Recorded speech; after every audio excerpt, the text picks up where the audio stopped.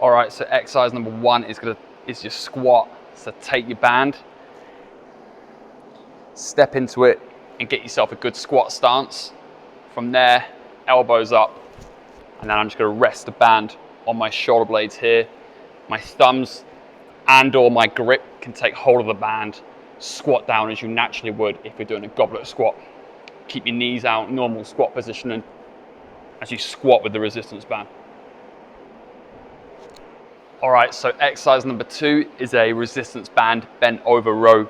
So take your hand at either end of the band, step on it with shoulder width grip, hinge yourself over, and now I have 2 handles to nicely row up to the side of my torso.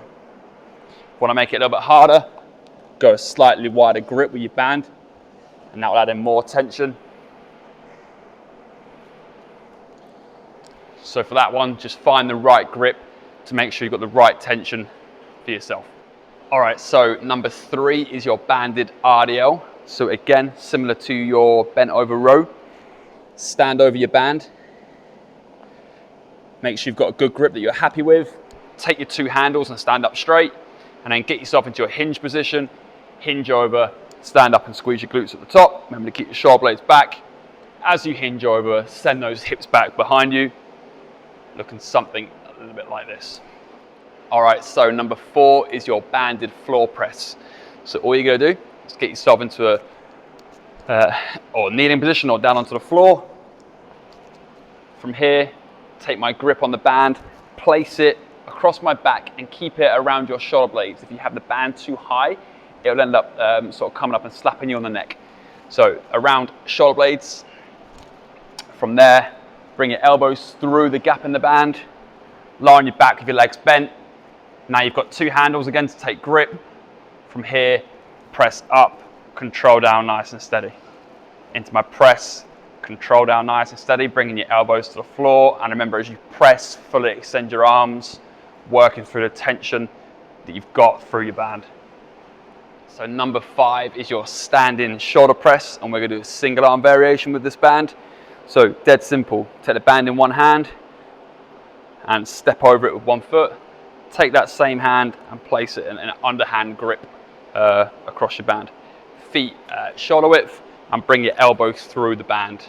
And all I'm gonna do from here is keeping my knees bent and a slight tuck of my pelvis. Press up nice and straight. Trying to fully extend my arm as I press. All right, so number 6 is our core exercise. And what I've done here is I've strapped the band around a heavy object, in this case a 40k dumbbell. But that doesn't mean to say that you can't strap it around a pole if you've got something like so of use near you. So in this case, like I said, I've strapped it around a 40k dumbbell. Now what I'm going to do is simply a 180 rotation. Obviously you need a weight or your band strapped to something that isn't going to move, so a fairly heavy weight or a pole. And all I'm going to do from here is take my fingers, interlock grip, and then a full 180, rotate round and control back nice and slow, all the way back to my right pocket, and then again rotate across.